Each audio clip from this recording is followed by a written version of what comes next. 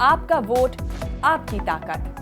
Vote जरूर डालें। Election से जुड़ी हर खबर तक ऐप पर डाउनलोड कीजिए तक ऐप। मोदी सरकार की अब फ्लैगशिप स्कीम है बैंक फ्रॉडस्टर्स के लिए लूटो और भगाओ और जनता का पैसा खाओ, बैंकों को डुबवाओ। 5 दिन पहले 10 दिन पहले चुनाव से ईडी कूद पड़ती है क्योंकि इलेक्शन डिपार्टमेंट बन गया है वो बीजेपी का। अंग्रेज ने क्या किया था? छूट डालो और शासन करो।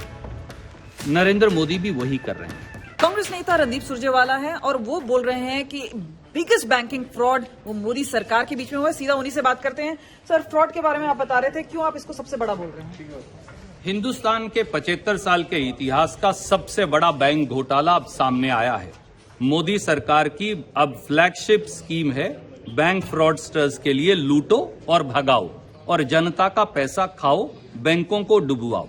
ये उनका तरीका बन गया है। ये एबीजी शिपयार्ड गुजरात बेस्ड सूरत बेस्ड कंपनी है जिसका 2017 में दिवालिये की घोषणा हुई।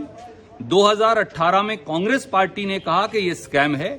2019 में बैंकों ने उनके अकाउंट को फ्रॉड डिक्लेयर किया, पर 5 साल तक सीबीआई, एसबीआई, वित्त मंत्रालय, गृह मंत्रालय लव लेटर लिखते रहे और लोगों का पैसा लुटता रहा। ये चोरी और सीनाजोरी दोनों नहीं तो क्या है? तो आप डायरेक्टली कैसे ब्लेम कर सकते हैं? अगर ये है, अगर प्रोसेस है, तो मोदी सरकार को आप जिम्मेदार कैसे ठहरा? मुझे आप बताइए, अगर इंडिया टुडे और आज तक में कोई व्यक्ति 1 लाख का भी गबन कर ले तो अगले दिन एफआईआर दर्ज होकर अंदर हो जाएगा।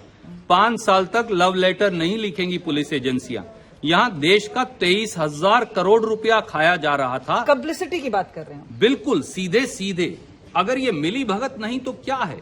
अगर आप 5 साल तक किसी व्यक्ति को जिसने फ्रॉड किया है पैसा गबन करने की इजाजत देंगे तो क्या वो पैसा रिकवर हो पाएगा? पैसे गबन से बात आती है इलीगल सैंड माइनिंग, और क्योंकि हम चंडीगढ़ में खड़े हैं इस वक्त और चरणजीत सिंह चन्नी पर भी आरोप लग रहे हैं। हालांकि कांग्रेस अब क्लीन चिट की बात कर रही है, लेकिन डीसी रोपर का कहना है कि प्रोब अभी कंप्लीट नहीं है। किस तरह से देखते हैं, क्योंकि ये जो मुद्दा है बड़ी तौर पे उठाया जा रहा है? देखिए, वो बोलते हैं कि नाच ना जाने तो आंगन टेढ़ा। बड़ी सीधी बात है। पंजाब पुलिस ने एक एफआईआर दर्ज की 5 साल पहले। ना उसमें चन्नी जी का नाम है, ना उनके किसी रिश्तेदार का नाम है, ना उनका लेना देना है, ना उनकी कोई माइन है। 5 दिन पहले 10 दिन पहले चुनाव से ईडी कूद पड़ती है क्योंकि इलेक्शन डिपार्टमेंट बन गया है वो बीजेपी का, और चन्नी जी के एक रिश्तेदार का नाम लिख देते हैं। आप ईडी मुझे दे दीजिए, लाइए मैं मोदी जी और अमित शाह जी का दोनों का लिखवा देता हूं। ये तो इसी प्रकार से है कि जोर जबरदस्ती और धींगा मस्ती हो रही है प्रजातंत्र के साथ, चन्नी जी के साथ। चन्नी साहब उनको ब्रिटिशर बता रहे हैं, आम आदमी पार्टी को मुगल बता रहे हैं। क्या ये बात सही है? आई मीन, ये कहना भी इस तरह का जो पॉलिटिक्स हो रहा है।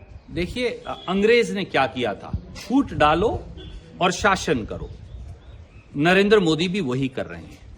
उस समय भी जो उनके पितृ संगठन थे वो अंग्रेज के पिट्ठू थे, और आज भी वो अंग्रेज की नीति पर इस देश को विभाजन की कोशिश कर रहे हैं।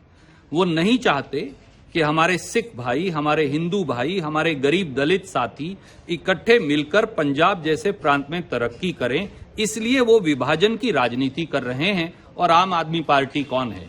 वो और मोदी जी तो एक ही थैली के चट्टे बट्टे हैं, क्योंकि यही मुख्यमंत्री केजरीवाल तो हैं जिन्होंने मोदी जी के काले कानूनों को नोटिफाई किया था।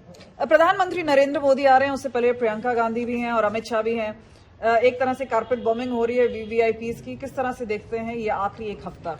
मुझे लगता है पंजाब हिंदुस्तान का सबसे महत्वपूर्ण हिस्सा है, और पंजाब और कांग्रेस उनका एक आध्यात्मिक जुड़ाव भी है, भावनात्मक जुड़ाव भी है और ऐतिहासिक जुड़ाव भी है।